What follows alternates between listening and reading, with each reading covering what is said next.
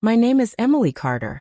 And the day my billionaire grandfather walked into my hospital room, he looked at my newborn baby, looked at my torn blanket, and asked a question that destroyed my marriage instantly. Wasn't the $250,000 a month enough? I thought he was confused, because at that moment, I had less than $40 in my bank account. And before I tell you how my husband stole millions while I was skipping meals during pregnancy, subscribe to the channel, because stories like this prove one thing. The worst betrayals don't come from strangers. They come from the people you trust enough to stop checking. When my grandfather entered that room, everything became silent. The nurse stopped moving. The hospital administrator looked nervous. Even Daniel, my husband, looked like all the blood had drained from his face. I held my daughter closer. "Grandpa," I whispered, confused. "What money?" His expression changed instantly. Cold, sharp, dangerous. "The money I've been sending you," he said slowly. $250,000. Every month. Since the day you got married. For a second, my brain stopped working. I stared at him, then at Daniel, then back at my grandfather. "I never received anything," I said quietly. And that silence afterward felt terrifying, because deep down, someone in that room already knew the truth. And it wasn't me. I didn't grow up poor. My grandfather, Arthur Carter, was one of the wealthiest businessmen in the state. Private jets, luxury hotels, political connections. The kind of power that changes the way people speak around you. But inside the family, things were broken. After my mother died, everything changed between us. My grandfather blamed my father. My father blamed him back. And somewhere in the middle, I disappeared. Eventually I left. I wanted a normal life. That's when I met Daniel. He was charming in the way dangerous people usually are. Calm voice. Soft smile. Always saying the right thing. He made me feel safe. When my entire life had felt unstable. And when he said, "We don't need your grandfather's money," I believed him. We got married quietly. No luxury wedding. No headlines. No giant inheritance. Just hope. At first, it actually felt real. Tiny apartment. Cheap furniture. Instant noodles at midnight. Laughing over broken kitchen cabinets. I thought we were building something together. But slowly, things started changing. Daniel handled all the finances. "Less stress for you," he'd say. And because I trusted him, I never questioned it. Until the bills started arriving. Late notices. Electricity warnings. Rent pressure. Every month felt tighter. Meanwhile, Daniel somehow always had money for himself. New watches. Designer shoes. Expensive nights out. Whenever I asked about it, he got defensive immediately. "Do you not trust me?" And every time he said that, I felt guilty for even asking. So I stopped. That was my mistake. When I got pregnant, everything became worse. I skipped meals pretending I wasn't hungry. I reused old clothes. I cried quietly in grocery store aisles trying to decide what we could afford. Meanwhile, Daniel kept promising, "Things will get better soon." Soon never came. Then came the hospital day. 2 weeks early. Complications. Pain. Fear. And I still remember the look on the receptionist's face when Daniel's card got declined. Not surprise. Recognition. Like this had happened before. Hours later, I finally held my daughter. Tiny hands. Tiny breaths. Perfect. And for a moment, nothing else mattered. Until the administrator entered with paperwork. "Ma'am, we need to discuss your payment situation." My stomach dropped. Daniel interrupted quickly. "I'm handling it." But the administrator frowned.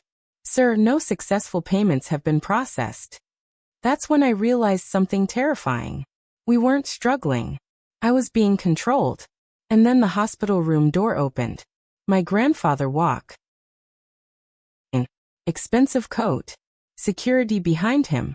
Presence that changed the entire room instantly. He looked around once. The cheap blanket. The unpaid paperwork. My exhausted face. Then came the question. Wasn't $250,000 a month enough?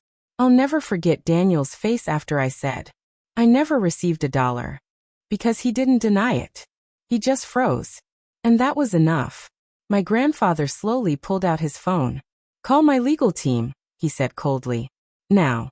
The next hour felt unreal. 2 lawyers arrived. Not normal lawyers. The kind that ruin people professionally.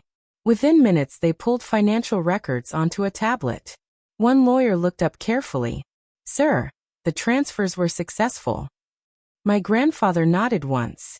To her account? The lawyer hesitated. No. The room went completely silent. To a joint account controlled primarily by Mr. Daniel Carter. I turned slowly toward my husband. What account? He couldn't even look at me. I was managing it, he muttered. Managing it. That word broke something inside me. The lawyer kept speaking. Funds were redirected into shell companies, offshore accounts, and property investments. Property investments. I almost laughed. Because while I was skipping meals during pregnancy, my husband was secretly buying real estate. 3 properties. Luxury assets. All hidden from me. I looked at him and whispered, You watched me suffer. Daniel panicked immediately. I was trying to grow the money. At the cost of my life? I snapped. For our future. No, I said quietly. You did it for yourself. That was the first time he looked afraid. Not guilty. Afraid. My grandfather stood slowly. I trusted you with my granddaughter. Then his voice hardened. And you turned her suffering into profit. The lawyers confirmed everything. Fraud. Identity misuse. Financial concealment. Every word hit harder than the last. Daniel begged to settle privately. But my grandfather refused instantly. No. Then he said something I still remember perfectly. You made this criminal the moment you stole from family. Security removed Daniel from the hospital after he caused a scene screaming my name in the hallway. I didn't even watch him leave. I was too busy realizing my entire marriage had been built on lies. Over the next week, the truth kept getting worse. More hidden accounts. More fake businesses. More stolen money. The man I trusted most had spent years manipulating me emotionally while secretly living like a millionaire behind my back. But something inside me had changed. I wasn't weak anymore.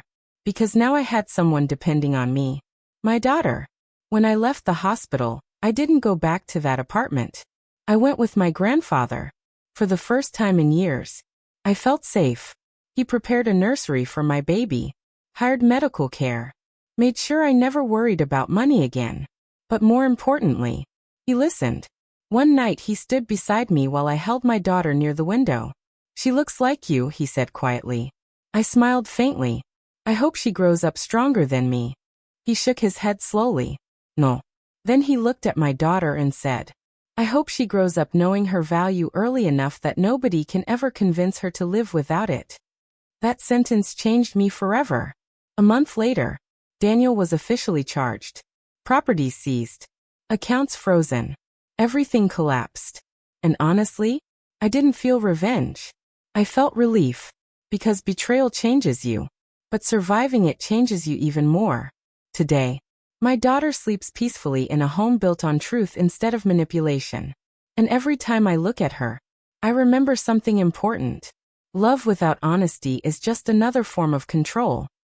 De Yulpeng, the Dukhan Poko chairman in Susi Mengol Fedazerna, the Talkan Poko chairman in Nibaltistaner Getla Kesemix Gochiki Maltas, Kongir Konchu, Midulilam, Tahankan Poko chairman in Yulang Songfil Haktesla, Chade Yud Pimivar Latam, Duhum Chukpo Nitongo in the Zerkan Poko chairman in Gurhongona Gurhonchuki, Habari Yakpin Hunatongi.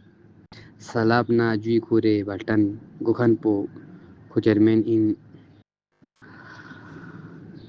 Gochot in Kwang Yugu Karfak Barana Chorbati Grongi Gochot in Kwang Yugu Karfak Barana Chorbati Grongi Khapuli Malpongi Kastok Skohor Khanpo Kochermen in Kubrus Medla Ngozin Yedio Tachargonla Takhan Onfo Kubrus Medla Ngozin Yedio Tachargon Larga Takhan Onfo Kitantam se Praluk Besna Dergal Khanpo Kochermen in kita dam se phaluk besna de char daryal khan po ko chairman in